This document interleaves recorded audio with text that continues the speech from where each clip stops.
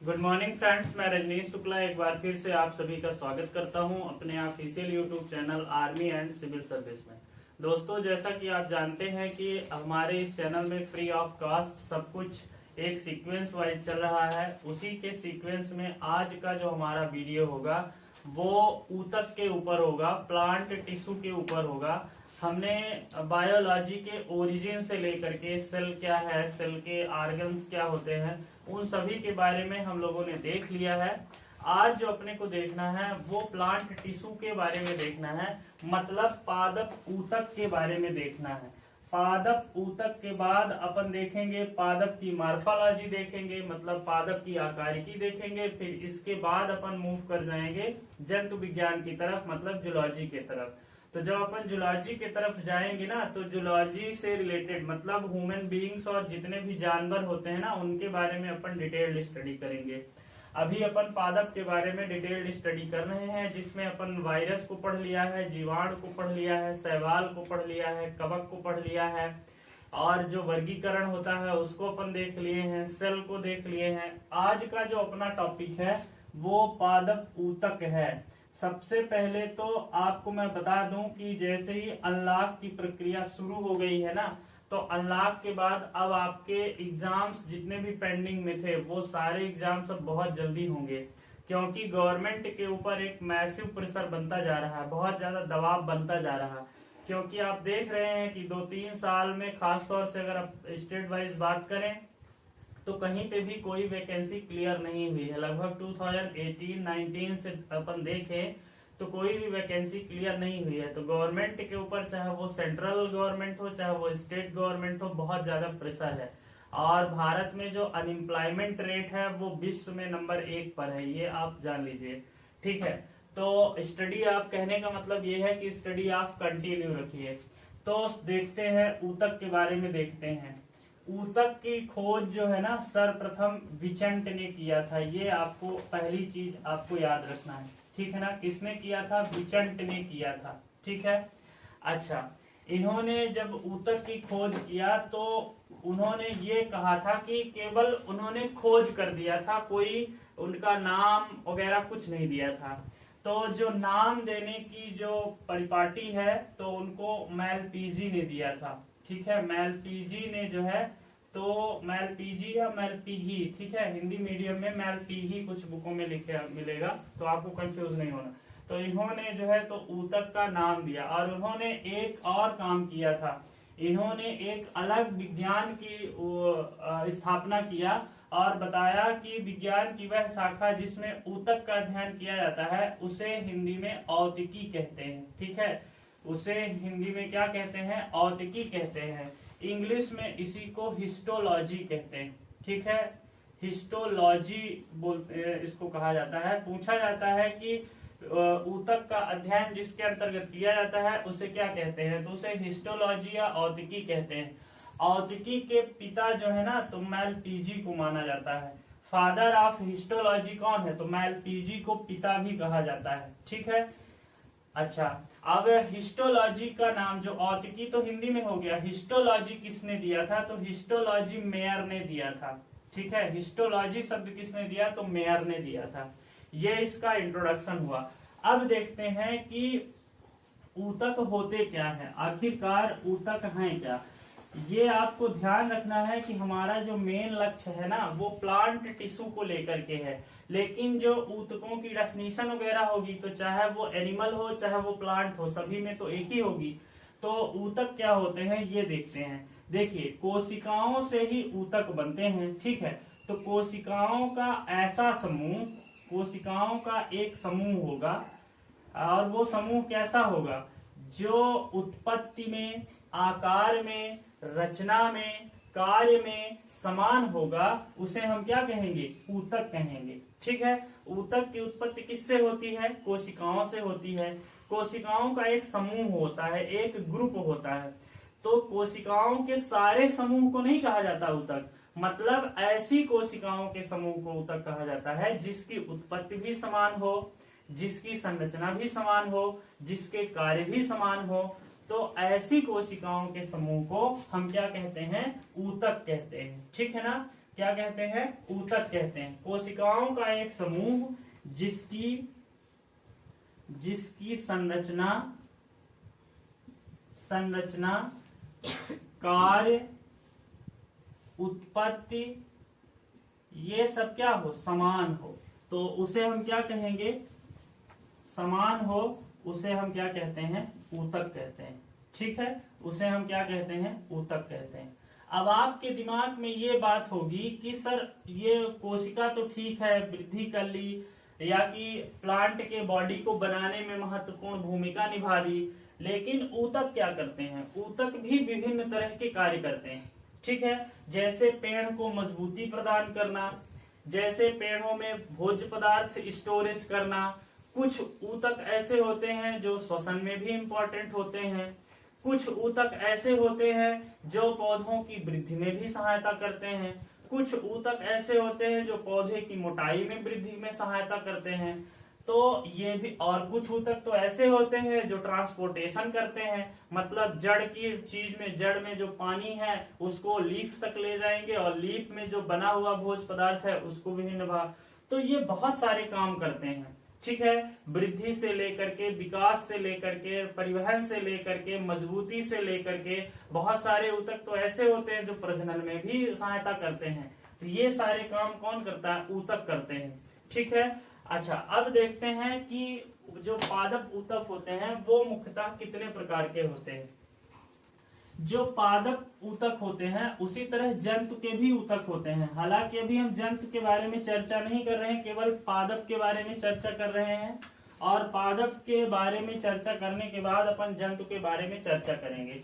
तो जो पादप ऊतक के अगर हम प्रकार देखें तो ये मुख्यतः दो प्रकार के होते हैं। कितने प्रकार के होते हैं, दो प्रकार के होते हैं। कौन कौन से, नंबर एक होता है विभाज्योतक, विभाज्योतक होता है एक, और दूसरा होता है स्थायी ऊतक। ठीक है, दूसरा क्या होता है, स्थायी ऊतक, परमानेंट टिश्यू होता है। अब एक एक को समझते जाते हैं। विभाज्योतक क्या होता है, ठीक है, देखिए विभाज्योतक नाम से ही आपको पता चल रहा है ना कि इनकी कोशिकाओं में लगातार विभाजन होता है। ठीक है, इसमें एक क्वेश्चन जर्नली तो ये पूछा जाता है कि ऐसे ऊतक को क्या कहते हैं जिसमें लगातार विभाजन हो, है ना। तो जिसमें लगातार विभाजन होता रहता है उस ऊतक को हम क्या कहते हैं, विभाज्योतक कहते हैं। और जो स्थायी ऊतक होता है ना, स्थायी ऊतक में विभाजन नहीं होता है ना, पूर्ण रूप से या अल्पकालीन वो रुक जाता है विभाजन, लेकिन विभाज्योतक में लगातार विभाजन की प्रक्रिया ना चलती रहती है ना। तो विभाज्योतक जो है इसकी कोशिकाएं लगातार विभाजित होती हैं। इसकी कोशिकाएं जो है वो लगातार क्या होती है, विभाजित होती रहती हैं। ठीक है, लगातार विभाजित होती हैं। ठीक है, विभाज्य ऊतक की मतलब ये ऐसी कोशिकाओं से मिलकर बना होता है जिनमें लगातार विभाजन होने की क्षमता पाई जाती है। ठीक है ना, ये आपको ध्यान रखना है, पहली इंपॉर्टेंट चीज। अब देख लेते हैं कि विभाज्य ऊतक कितने प्रकार का होता है। तो विभाज्य ऊतक जो होता है मुख्यतः तीन प्रकार का होता है। एक होता है अग्र विभाज्य ऊतक। ठीक है, अब इसमें मैं बताऊंगा क्वेश्चन कैसे पूछा जाता है। अग्र विभाज्य ऊतक, दूसरा होता है पार्श्व मतलब लेटरल, पार्श्वी होता है, और थर्ड जो होता है वो होता है अंतःवेशी। ठीक है, क्या होता है, अंतःवेशी होता है। अब एक एक को समझते हैं, यहां से क्वेश्चन पूछे जाते हैं। अग्र विभाज्योतक जो होता है वो पौधे के मुलायम हिस्से पे पाया जाता है। पहली इंपॉर्टेंट चीज तो आपको ये ध्यान रखना है, पौधे के मुलायम भाग पर पाया जाता है। तो पौधे का सबसे मुलायम भाग क्या होगा, जड़ का अगला हिस्सा, तने का अगला हिस्सा, पत्तियों का अगला हिस्सा, शीर्ष हिस्सा। ठीक है ना, अग्र विभाज्योतक को शीर्षस्थ विभाज्योतक भी कहते हैं। ठीक है ना, तो ये कहाँ पाया जाता है, शीर्ष पर पाया जाता है, सबसे आगे पाया जाता है। ठीक है ना, कहाँ पाया जाता है, सबसे आगे पाया जाता है। ठीक है, ये आपको ध्यान रखना है, सबसे आगे पाया जाता है। और करता क्या है, ये जो होता है शीर्षस्थ विभाज्योतक, इसी की मदद से पौधे लंबाई में वृद्धि करते हैं। ठीक है ना।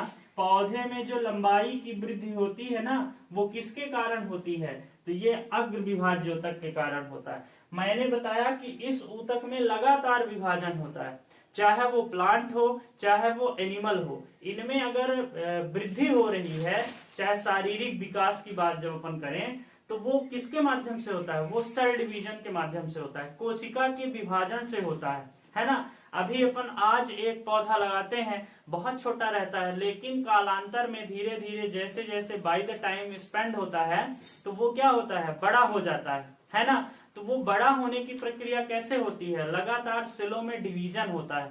उसी तरह जंतुओं में होता है, जंतु जब पैदा होता है वो बहुत छोटा रहता है, लेकिन वो बहुत बड़ा हो जाता है टाइम पीरियड बीतने के बाद, एक सर्टेन टाइम के बाद। तो क्यों हो जाता है, क्योंकि उसमें लगातार कोशिका विभाजन होता है। तो इसमें लगातार कोशिका विभाजन होगा, तो कहाँ ये पाया जाएगा, आगे पाया जाएगा। तो जब आगे से विकास होगा ना, तभी शरीर में वृद्धि होगा। ऐसा नहीं हो सकता कि कोई इंसान लंबाई में ना बढ़े, चौड़ाई में बढ़ता चला जाए, तो क्या हो जाएगा, वो कुरूप हो जाएगा, अगली हो जाएगा। इसी तरह से प्लांट में भी होगा कि जब तक प्लांट का शीर्ष भाग डेवलप नहीं करेगा, मतलब नई नई पत्तियां नहीं आएगी, नई नई शाखाएं नहीं आएगी, नया नया आपका स्टेम नहीं आगे बढ़ेगा, तो पौधे का विकास भी क्या होगा, रुक जाएगा। तो ये मुलायम भाग में, पहली चीज आपको ये ध्यान रखना है कि ये मुलायम भाग में पाए जाएंगे, सबसे आगे ये पाए जाएंगे। और ये काम क्या करते हैं, पौधे इसी के माध्यम से क्या करते हैं, लंबाई में वृद्धि करते हैं। ठीक है, तो लंबाई में वृद्धि के लिए कौन सा ऊतक जिम्मेवार होता है, तो अग्र विभाज्योतक। अगर अग्र विभाज्योतक ऑप्शन नहीं है तो आप केवल इतना टिक लगाइए, विभाज्योतक। ठीक है, अगर ये ऑप्शन है तब आपको यही लगाना होगा। दूसरा आते हैं लेटरल, क्या होता है, पार्श्विक। ये पार्श्व में मतलब साइड में पाया जाता है, मतलब लेटरल भाग में पाया जाता है। ठीक है, इसकी मदद से पौधे जो होते हैं ना, मोटाई में वृद्धि करते हैं। ठीक है, किसमें वृद्धि करते हैं, मोटाई में वृद्धि करते हैं। ठीक है, क्योंकि ये कहाँ पाए जाते हैं, साइड में पाए जाते हैं, लेटरल पार्ट में पाए जाते हैं। अब आ जाते हैं अंतःवेशी। देखो ये क्या होता है कि ये संधियों एवं पर्व संधियों के बीच पाया जाता है, संधियों एवं पर्व संधियों के बीच पाया जाता है। अब संधियां या पर्व संधियां क्या होती हैं, इसको समझ लीजिए। इसको समझने के लिए अपन बांस का, बंबू का एग्जाम्पल ले सकते हैं, या दूब का एग्जाम्पल ले सकते हैं, या कि गन्ने का एग्जाम्पल ले सकते हैं, या कि पुदीन का एग्जाम्पल ले सकते हैं। जब इनको आप देखेंगे तो वो उनमें गांठ पाई जाती है। ठीक है, दूब देखिए वो गांठ वाइज गांठ डेवलप करती है, गन्ने को देखिए उसमें गांठ पाई, तो उन्हीं गांठ को अपन क्या बोलते हैं, नोट्स बोलते हैं, नोट्स एंड इंटर नोट्स बोलते हैं, मतलब हिंदी में संधि एवं पर्व संधियां बोलते हैं। तो संधि एवं पर्व संधियों के बीच में ये ऊतक पाए जाते हैं, तो ये भी लंबाई में वृद्धि में सहायता करते हैं। ध्यान रखिएगा, ये भी लंबाई में सहायता करते हैं, याद रखिएगा। ठीक है, तो जब इनके जॉइंट्स, जो इनकी नोट्स हैं, इनकी इंटर नोट्स जब डेवलप करेंगी ना, तब जाके पौधा लंबाई में वृद्धि करेगा। जैसे सपोज करिए कि ये मार्कर है, इसमें ये सपोज करते हैं कि ये नोड है ना, तो जब ये बड़ा होगा ना, ये नोड जब वृद्धि करेगी ना, तब मार्कर की टोटल लंबाई में वृद्धि होगी, है ना। ऐसा नहीं कि मार्कर यहां से वृद्धि कर देगा, ये नोड्स में वृद्धि होगी। तो इसका एग्जाम्पल दूब में कैसा ऊतक पाया जाता है, तो ये पाया जाता है। ठीक है, इंटर कैलोरी इसको इंग्लिश में बोलते हैं। जो सुगर केन होता है, गन्ना होता है, उसमें किसमें ये पाया जाता है, जो पुदीन होता है ये पाया जाता है। ठीक है, तो ये विभाज्योतक के ये 3 प्रकार हो गए, और तीनों ये अलग अलग काम करते हैं। अब अपन आते हैं स्थायी ऊतक में। ठीक है, स्थायी ऊतक के अंतर्गत भी देख लेते हैं, जस्ट मिनट।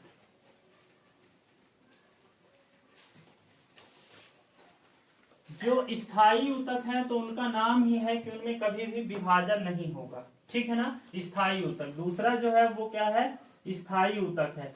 तो स्थायी ऊतक का नाम आपको इसके नाम से पता चल रहा होगा कि ये परमानेंट होते हैं, मतलब इनमें डिवीजन नहीं होता है, माने विकास की जो संभावना होती है सेल डिवीजन के माध्यम से इनमें नहीं होती है। ठीक है, मतलब कोशिका विभाजन नहीं पाया जाता, ये आपको ध्यान रखना है, कोशिका विभाजन नहीं पाया जाता है।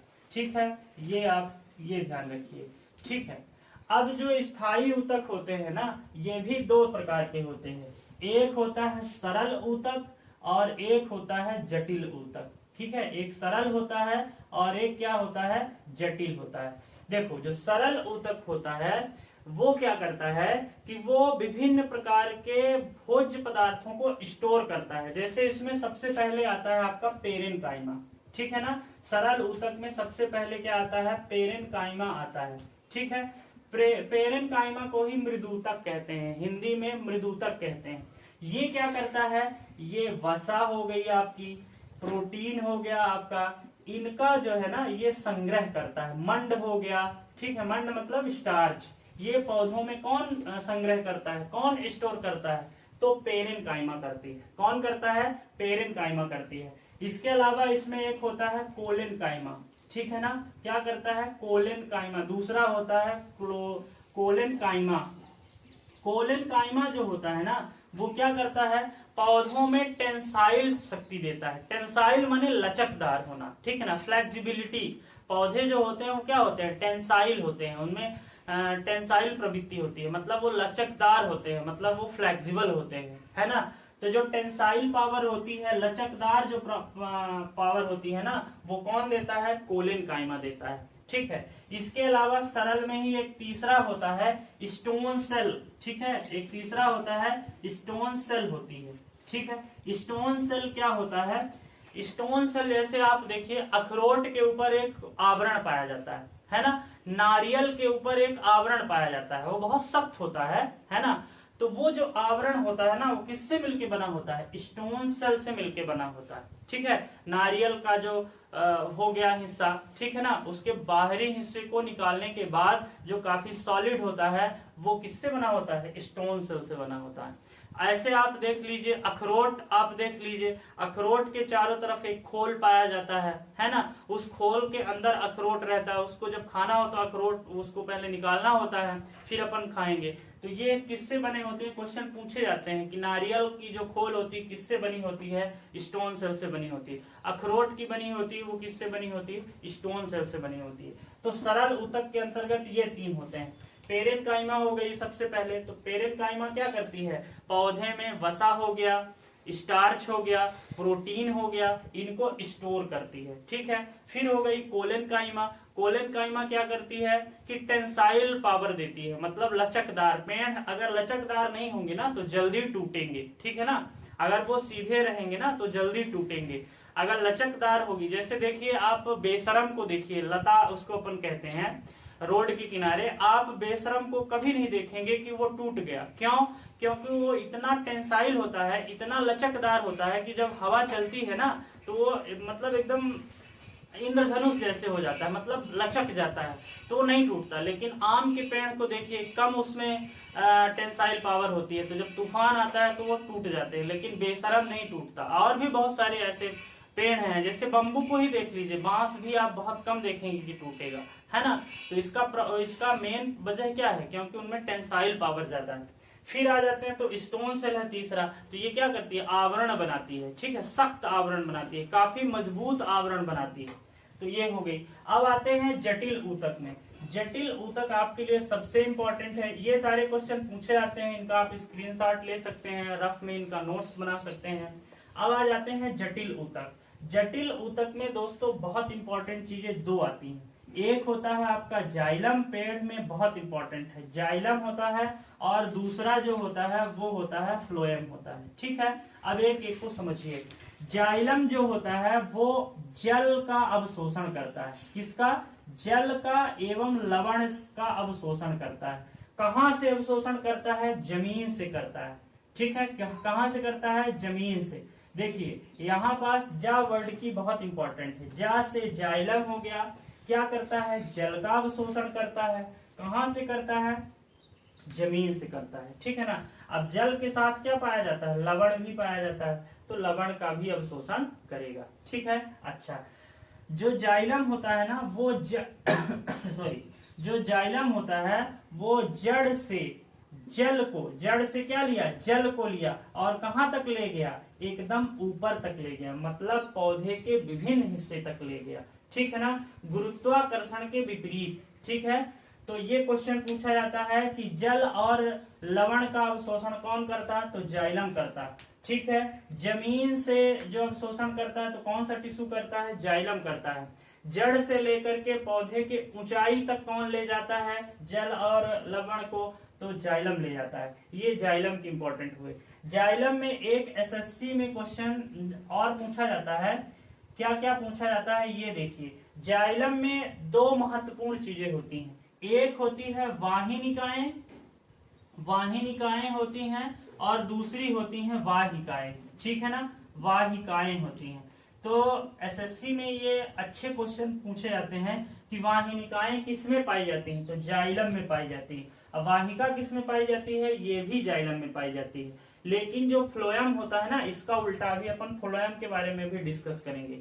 फ्लोएम में चलनी नलिकाएं पाई जाती हैं और सखी कोशिकाएं पाई जाती हैं। याद रखिएगा, पूछा जाता है कि सखी कोशिकाएं किसमें पाई जाती है, तो फ्लोएम में पाई जाती है, ठीक है ना। फ्लोएम ज्यादा सखी बनाता है, जैसे लड़कियां आपस में होती है ना, बहुत ज्यादा सखी बना लेती हैं, चाहे उन अंदर ना बड़ी दुश्मनी होती है, ठीक है ना। ये ध्यान रखिए, साइंस का नियम है ना कि सेम जो होगा ना, सेम कास्ट में या सेम उसमें जो है तो क्या होता है, रिपल्सन होता है ना।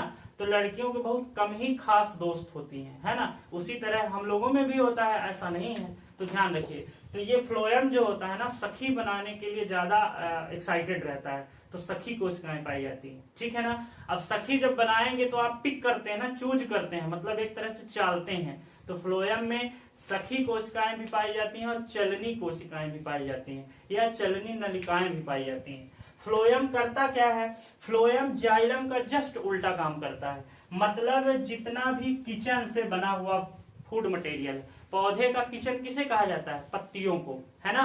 पत्तियों को क्या कहा जाता है, पौधे का किचन कहा जाता है। या कि जो क्लोरोफिल होता है वहां फूड मटेरियल बनता है। तो हम संक्षेप में कह सकते हैं कि पत्तियां जो है वो पौधों की किचन है।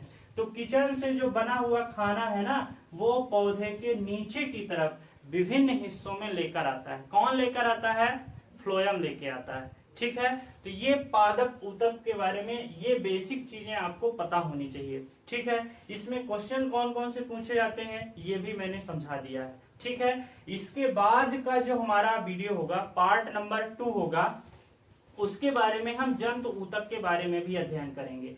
अब जो ये ऊतक होता है ना, वो पाया कहाँ जाता है, वो पौधे के प्रत्येक भाग में पाया जाता है, चाहे वो आपकी पत्तियां हो, चाहे वो आपके तने हो, चाहे आपकी वो जड़ें हो, है ना। तो इन हर जगह पे पाया जाता है।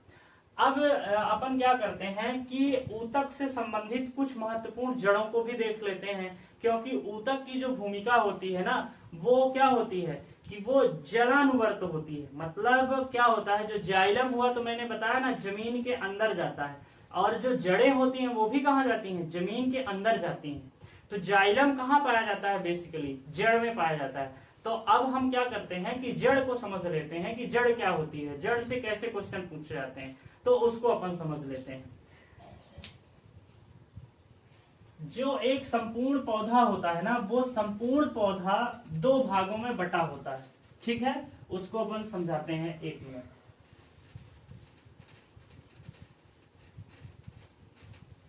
अब देखिए, जैसे मान लीजिए ये हमारा जमीन का स्तर है, ठीक है।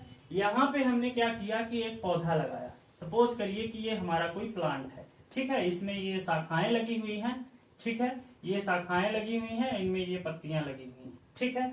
ये जमीन है। तो जड़ जो होती है तो कहाँ होती है, जमीन के हिस्से पर भी जाता है। ये पार्ट कहाँ जा रहा है, जमीन के अंदर जा रहा है। तो पौधे में इस तरह से 2 भाग होते हैं। ये जो जमीन के अंदर पार्ट होता है ना, उसको कहा जाता है रूट सिस्टम। क्या कहा जाता है, रूट सिस्टम कहा जाता है, ठीक है। हिंदी में इसी को कहा जाता है मूल तंत्र। क्या कहा जाता है, मूल तंत्र कहा जाता है। जड़ को मूल कहा जाएगा, ध्यान रखिएगा, ठीक है, मूल कहा जाएगा। तो इसको जमीन से जो ये भाग अंदर है, जमीन के अंदर है ना, इसको हम क्या बोलेंगे, रूट सिस्टम बोलेंगे। और जो जमीन से बाहर है, यहां से लेकर के यहां तक का पार्ट जो है ना, उसे क्या कहा जाता है, सूट सिस्टम कहा जाता है, ठीक है ना। क्या कहा जाता है, सूट सिस्टम कहा जाता है, या कि सीबीएसई के अकॉर्डिंग अगर देखें तो सूट अपेक्स भी कहा जाता है, ठीक है ना। तो चाहे सूट अपेक्स कहिए चाहे सूट सिस्टम कहिए, एक ही बात है। हिंदी में इसको कहा जाता है प्ररोह तंत्र, ठीक है। क्या कहा जाता है, प्ररोह तंत्र इसको कहा जाता है। अब देखिए, तो अपना जो फोकस है अभी किसमें है, पहले हम जड़ को देखेंगे, फिर तना को देखेंगे, फिर पत्ती में आएंगे, तब आपको एक पूरे पौधे के बारे में जानकारी मिलेगी। जब अपन पत्तियों में आएंगे या तना में आएंगे कह लीजिए, तब इसमें आपको फूल मिलेगा, तो फूल के बारे में पढ़ना होगा। जब फूल मिल गया तो हमको फल मिलेगा, तो फल के बारे में पढ़ना होगा। कौन सा सत्य फल है, कौन सा असत्य फल है, कौन सा फल खाया जाता है, सेब का कौन सा भाग खाया जाता है, ये सारी चीजें अपन यहाँ देखेंगे। कुछ जड़ें भी होती हैं जिनको खाया जाता है, आपके एग्जाम में बहुत पूछा जाता है। जैसे आपका गाजर हो गया, ये एक जड़ होती है। मूली हो गई, ये जड़ होती है। चुकंदर हो गया, ये जड़ होती है। और भी ढेर सारी चीजें हैं। तो जो एग्जाम में इंपॉर्टेंट चीज पूछा जाता है उसको अपन समझेंगे, और जो इंपॉर्टेंट नहीं है उसको अपन नहीं देखेंगे। तो आ जाते हैं जड़ के बारे में, आ जाते हैं, ठीक है ना। तो जड़ क्या हो गई, जड़ जो होती है ना प्रकाश के विपरीत होती है ना। प्रकाश के क्या होती है, विपरीत होती है, ठीक है, प्रकाश के विपरीत होती है। दूसरी चीज ये ध्यान रखना है कि गुरुत्वाकर्षण के भी विपरीत होती है, ठीक है ना।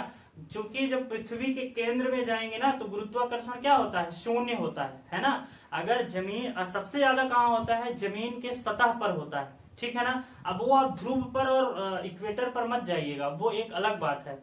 अगर जमीन के सतह से आप ऊपर जाएंगे तब भी ग्रेविटी घटेगी, अगर जमीन के सतह से नीचे जाएंगे तब भी ग्रेविटी घटती है ना। तो कहने का मतलब ये है कि ये ग्रेविटी के मतलब गुरुत्वाकर्षण, मैं गुरुत्व बस लिखा हूँ, गुरु बस लिखा हूँ, समझ जाइएगा।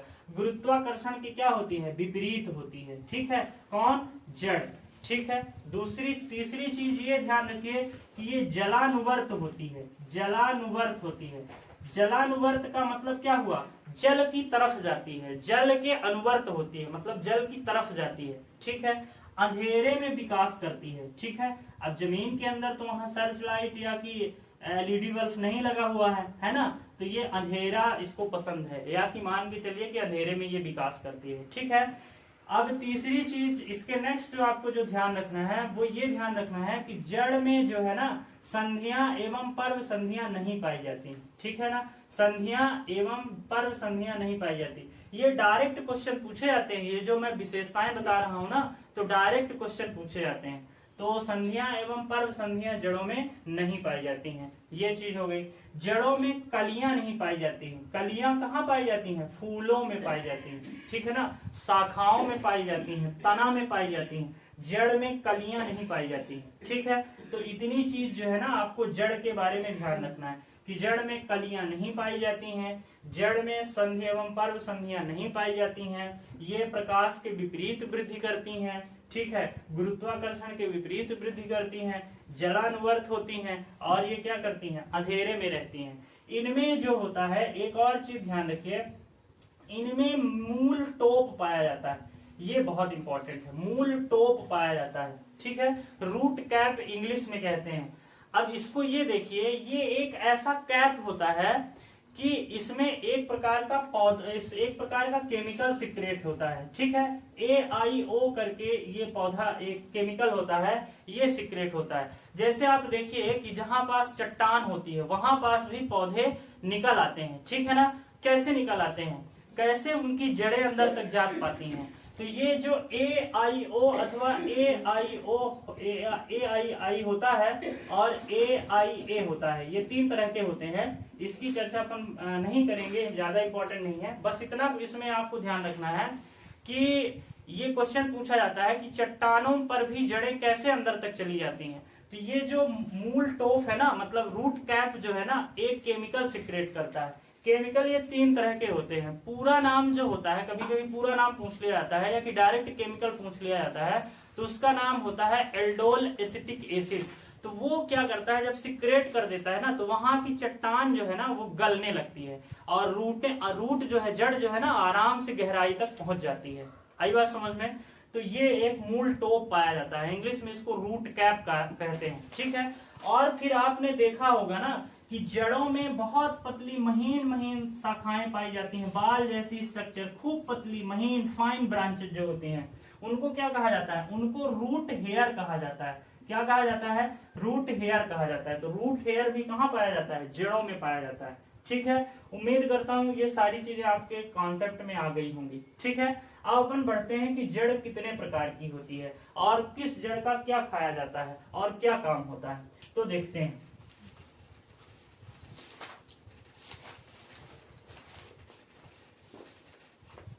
जो जड़ होती है पौधे के लिए सबसे इंपॉर्टेंट होती है। आपने कई बार सुना होगा ना कि अगर जड़ें मजबूत हैं, किसी भी चीज की जड़ें मजबूत है ना, तो मान के चलिए कि हर चीज मजबूत है। अगर जड़ ही कमजोर है तो फिर मान के चलिए कि हर चीज कमजोर है। ठीक है, जैसे आप घर बनाते हैं तो बुनियाद पर ज्यादा फोकस करते हैं, मतलब उसका जो नींव है, उसका जो पिलर है, वो जितना अच्छा होगा आपका घर उतना अच्छा होगा।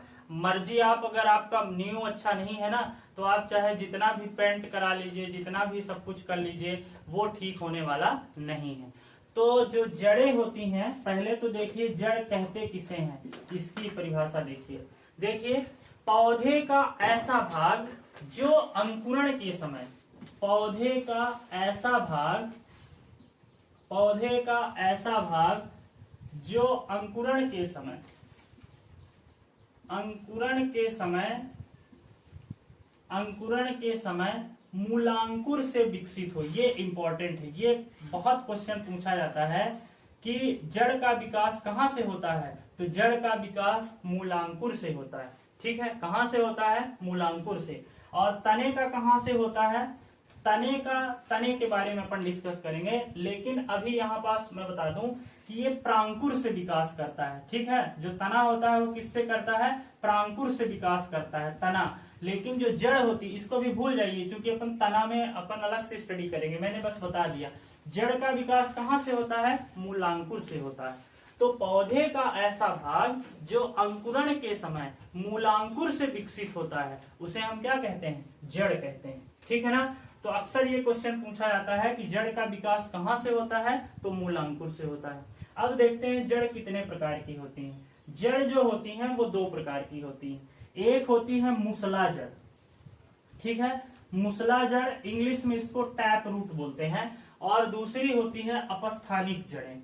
ठीक है, अपस्थानिक जड़ें का मतलब होता है एडवेंटिशियस रूट। ठीक है, इंग्लिश में इसको क्या बोलते हैं, एडवेंटिशियस रूट बोलते हैं। और ये जो होती है टैप रूट होती है। मुसला जड़ कहाँ पाई जाती है, द्विबीजपत्री में पाई जाती है। याद रखिएगा, ये पूछे जाते हैं क्वेश्चन, कहाँ पाई जाती है, ये द्विबीजपत्री में पाई जाती है, मतलब डाइकोटिलीडन में पाई जाती है। दूसरी चीज ये ध्यान रखिए कि गहराई तक जाती है। कहां तक जाती है, गहराई तक ये जड़ें जाती हैं। क्वेश्चन पूछ लिया जाता है कि ऐसी जड़ें जो पृथ्वी की गहराई तक जाती हैं उसे क्या कहते हैं, या कौन सी होती हैं, तो मुसला जड़ें होती हैं। ठीक है ना। अच्छा, अब मुसला जड़ में जो है तो कुछ इंपॉर्टेंट चीजें हैं। पहली इंपॉर्टेंट चीज तो ये होती है कि एक होती है शंकुरूप। ठीक है ना, कौन सी रूप, शंकुरूप होती है। ये रूपांतरण है, मुसला जड़ का रूपांतरण है। तो पहली होती है शंकुरूप। तो इसका जो एग्जाम्पल है क्या होता है, गाजर होता है। ठीक है, तो पूछ लिया जाएगा कि गाजर क्या है, तो एक प्रकार की जड़ है। कैसी जड़ है, मुसला जड़ है। मुसला जड़ में कौन सा रूपांतरण है, तो शंकु के रूप का रूपांतरण है। आई बात समझ में, ठीक है ना। अच्छा, दूसरी चीज ये आपको ध्यान रखना है कि एक होता है कुंभी रूप। ठीक है ना, कुंभी रूप। कुंभी रूप का एग्जाम्पल है आपका चुकंदर हो गया और सलजम हो गया। ठीक है, क्या हो गया, चुकंदर हो गया और सलजम हो गया। ये आप ध्यान रखिए, पूछा जाता है। फिर होता है, एक होता है तर्क रूप। ठीक है, तर्क रूप जो होता है इसका एग्जाम्पल है मूली। ठीक है, ये बहुत ज्यादा पूछे जाते हैं ये क्वेश्चन। अपन जब तने में आएंगे ना तो तने के बारे में, पोटैटो वगैरह उसमें आएंगे, जिंजर हो गई, पोटैटो हो गया, उसमें आएंगे। ठीक है, ये हो गई। अब आते हैं, ये आपको ध्यान रखना है। ठीक है, गाजर हो गया, चुकंदर हो गया, मूली हो गई। अच्छा, अपस्थानिक जड़ें देख लेते हैं क्या होती हैं। अपस्थानिक जड़ें ऐसी जड़ें कहलाती हैं जो मूलांकुर को छोड़ करके पौधे के अन्य हिस्से से जो विकास करे, तो उसको क्या बोला जाता है, अपस्थानिक जड़ें बोला जाता है। मूलांकुर को छोड़ करके, है ना, तो ये क्या हो जाएगी, अपस्थानिक जड़ें, मतलब वायवीय चीज होती हैं। ये गहराई में नहीं जाती हैं, ये इनके बारे में ध्यान रखना है कि गहराई में नहीं जाती हैं। ठीक है ना, जैसे आप बंबू की देखें, और ये एक बीजपत्री में पाई जाती है। बंबू की जो जड़ें होती है ना, वो गहराई में नहीं जाती हैं, चौड़ाई में जाती हैं। ठीक है ना, बम्बू की जो जड़ें होती है ना वो चौड़ाई में ज्यादा जाती है, ज्यादा गहराई में नहीं जाती है।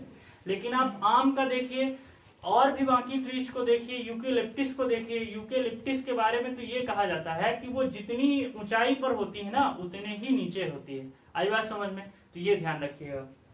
ये अपस्थानिक जड़ के बारे में हो गई बात, ठीक है ना, कि ये एक बीज पत्ती में पाई जाती है और ये गहराई पर नहीं जाती, ठीक है। इसके अलावा एक चीज जो होती है वो होती है वायवीय जड़ें। ये इंपॉर्टेंट है, पीएससी में नहीं सॉरी प्री में पूछा गया क्वेश्चन है कि वायवीय जड़ें क्या होती हैं, ठीक है। वायवीय जड़ें क्या होती हैं? वायवीय जड़ें जो होती हैं ये कहलाती हैं श्वास, जो श्वसन की क्रिया होती है ना, ये जड़ें महत्वपूर्ण भूमिका निभाती हैं, ठीक है ना। श्वास में ये इंपॉर्टेंट भूमिका निभाती हैं। वैसे पौधों में सांस कौन लेता है? पत्तियां लेती हैं। कौन लेता है? पत्तियां लेती हैं। लेकिन ये एक ऐसी जड़ होती है जो सांस लेने में भी इंपॉर्टेंट रोल करती है। इसको श्वसन मूल भी कहते हैं, याद रखिएगा, श्वसन मूल भी इस जड़ को कहते हैं, ठीक है। ये पाई किस में जाती है? ये पाई जाती है लवणोद्भिद, मतलब जहां लवण ज्यादा होता है ना, साल्ट जहां पाया जाता है वहां पास इस तरह की जड़ें पैदा हो जाती हैं। इसका एग्जाम्पल क्या है? राइजोफोरा। याद रखिएगा, ये पूछा गया था क्वेश्चन, ठीक है ना। राइजोफोरा, राइजोफोरा क्या है? तो राइजोफोरा एक प्रकार की वायवीय जड़ है अथवा श्वसन मूल है। श्वसन मूल किस तरह के पौधों में पाया जाता है? जहां साल्ट ज्यादा होता है, लवण ज्यादा होता है, ठीक है। और ये करते क्या है? तो सांस लेने में, रिस्पिरेशन में ये महत्वपूर्ण भूमिका निभाते हैं, ठीक है। ये बात आपको इतनी जड़ के बारे में ध्यान रखना है। और ऊतक के बारे में वीडियो आप 1 से 2 बार जरूर देखें, नोट्स बनाएं और रिवाइज करते रहें, क्योंकि मैंने आपको वीडियो के शुरू में बताया है कि बहुत सारी भर्तियां बहुत जल्द आने वाली हैं। जो लोग इस लॉकडाउन में कंटिन्यूअस स्टडी करते रहे होंगे उन्हीं को सफलता मिलने वाली है। जो लोग सोच रहे होंगे कि नोटिफिकेशन आएगा फिर हम कछुए की चाल से चलेंगे, तो उनको ऐसा नहीं सोचना चाहिए, वो गलत सोच रहे हैं। मिलते हैं दोस्तों इसी तरह की एक अगली वीडियो के साथ, तब तक के लिए नमस्कार।